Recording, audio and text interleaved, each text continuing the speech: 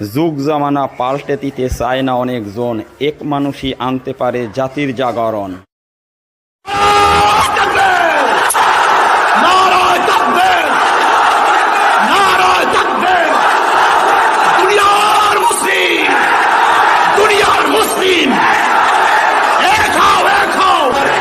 আরে ভাই কথা বলতে দেন।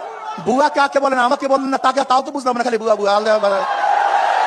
এটা কেমন কথা? একজনে বলছে হাত পাকা বুয়া। কই কে বলছেন হাত পাকা বুয়া? এই কে বলেন হাত পাকা বুয়া? আচ্ছা বলেন তো হাত পাকা আদর্শ কি বলেন তো আপনি? হ্যাঁ ভাই, এই জাহেল যে বলছেন হাত পাকা বুয়া, আপনি বলেন ইসলামের হাত পাকার নীতি আদর্শ কি বলেন তো? বলেন তো। মুফতি সৈয়দ মোহাম্মদ ফয়জুল করিম বলেন। এর জন্যই বলছি আমাদের দেশের সবচেয়ে বড় সমস্যা হলো জাহলা। আমাদের দেশের বড় সমস্যা জাহালাত, না জানা। সামনের দেশ গড়তে চান নিশ্চয়ই এটা ইসলামী আন্দোলন হাত পাকা বুয়া হবে কেন? এই রক্তের মধ্যে একটা হারাম নাই, তোমরা যাদের পিছনে আছে তার রক্ত হারাম হারাম। আপনার কাছে আমরা এই রক্তের মধ্যে হারাম নাই, বাবার রক্তে হারাম নাই, দাদার রক্তে হারাম নাই। আর তোমরা যারা রাজনীতি করো, যারা রাজনীতির সাথে জড়িত আছে, যারা যেখানে যাও, প্রত্যেকের আত্মটম সব হারামে ভরা। এখন বলেন তো আমি বুয়া না কে বুয়া? আমাকে বলেন। ইসলাম এই দেশের মানুষের 90-95% মানুষের প্রাণের ধর্ম হচ্ছে ইসলাম। এই ইসলামকে পুঁজি করে কেউ রাজনীতি করুক বা ইসলামকে পুঁজি করে ভোটের মাঠে কোনো কিছু অর্জন করতে যাক, এটা সঠিক না, আমরা বিশ্বাস করি না। যে বিষয়ে অভিজ্ঞ না তাকে সেই বিষয়ে কথা বলা ঠিক না। এখন রহমতুল্লাহ সাহেব ইসলামের কথা বলে, এই কথাই মানবো? আমাকে বলেন তো। আমি ভাবি উনি যখন ডিবেটের একটা মাসালা হবে, আমি ডিবেট করবো কার সাথে? আমার ডিবেটও সেই পর্যায়ে একটা করবেন, আর একজন নাইবে আমির থাকতো, তাহলে আমি ডিবেটে যেতাম।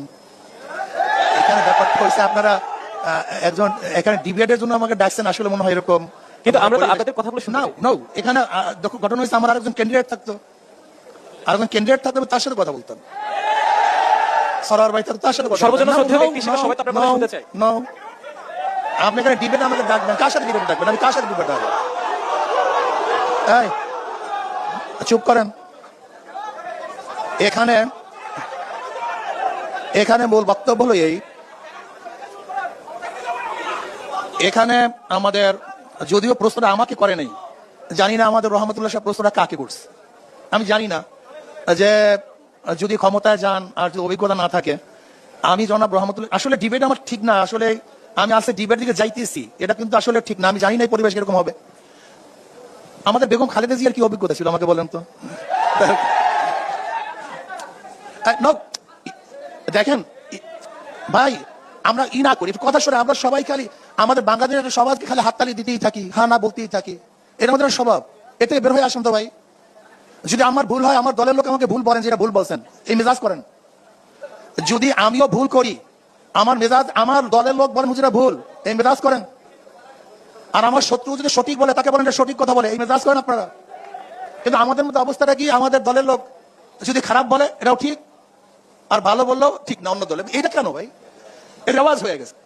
যেমন আমি জনাব রহমতুল্লাহ সাহেবকে যদি বলি যে খালেদা জিয়ার অভিজ্ঞতাটা কি ছিল, সেটা গৃহিণী ছিল, সেটা কোনোদিন রাজনীতিও করে নেই। আমরা দেখি নাই জিয়াউর রহমান সাহেবের সাথে সে রাজনীতি অংশগ্রহণ করেছে।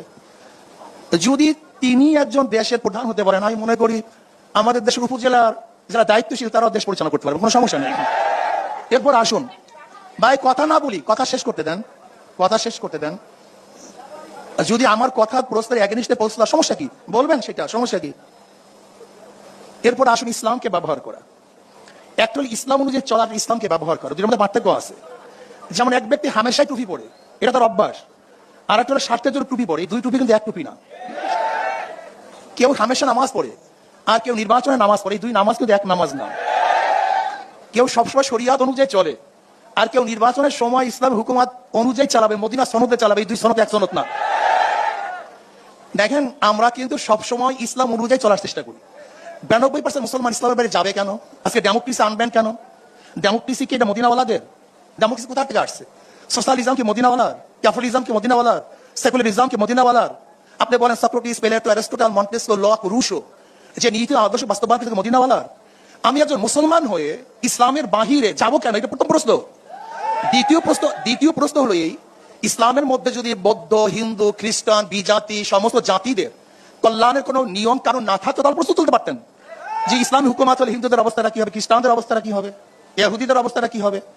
ইসলামের মধ্যে যদি সকল ধর্মের, সকল মতের মানুষের চলার সাম্য, মানবিক মর্যাদা, সামাজিক ন্যায় বিচার প্রতিষ্ঠিত করার আইন নিয়ম থাকে, তাহলে আপনি ইহুদিদের কাছে আইন ধারা আনতে গেলেন কেন? ব্রিটিশে গেছেন কেন? আমি আমেরিকায় গেছেন, ভারতে গেছেন। দারুণভাবে আপনার পর্যবেক্ষণ তুলে, আমরা চাই সেই সাম্যের ধারাটা আসুক এবং সবাই শান্তিতে বসবাস করে, দেশের সামনে সবাই না করি। আমি যেটা বলতেছিলাম, দেখেন ইসলামী ফোবিয়া ইসলাম সম্পর্কে অজ্ঞতা আমাদের মূর্খ বানিয়ে দিয়েছে। আমি দেখছি হাজারো বড় বড় লিডার যাদের ইসলামের মূর্খতা কোন পর্যায়ে পৌঁছছে আমি চিন্তাও করতে পারবেন না, ইসলাম সম্পর্কে জানিই না, যারা ইসলামের ব্যাখ্যা জানে না, ইমানের ব্যাখ্যা জানে না, শরিয়াতের ব্যাখ্যা জানে না, এরা যদি ইসলাম সম্পর্কে কথা বলে তাহলে পাগলে তো হাসবে। যে বিষয়ে অভিজ্ঞ না তাকে সেই বিষয়ে কথা বলা ঠিক না। এখন রহমতুল্লাহ সাহেব ইসলামের কথা বলে, এই কথাই মানবো? আমাকে বলেন তো, এটা মানা আমার উচিত? Let me finish. আবার রহমতুল্লাহ সাহেব যেই বিষয় অভিজ্ঞ, রহমতুল্লাহ সাহেব একটু আমরা কথা শুনি। ভাই কথা শোনেন, আরে ভাই কথা বলতে না।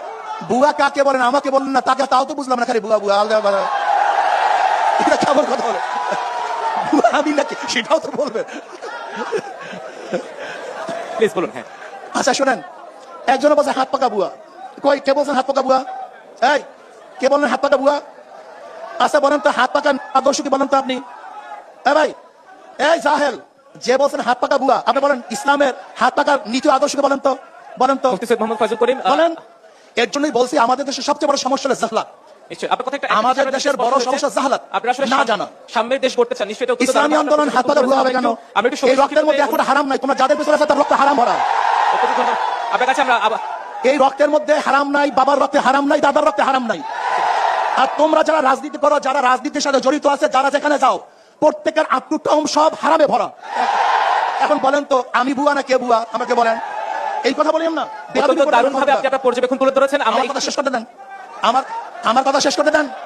শোনেন, আমাদের মধ্যে পরিবেশ থাকা চাই, এক পরিবেশ থাকা চাই, সুন্দর পরিবেশ থাকা চাই।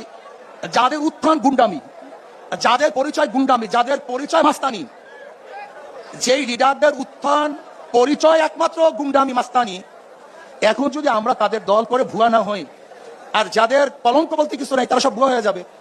যাই কথাই জানা, আমাদের কথা হলো প্রত্যেকের আদর্শ থাকবে, নীতি থাকবে। নিশ্চয়ই আমরা দেশটাকে করতে চাই, নিশ্চয়ই আমরা দেশটাকে করতে চাই।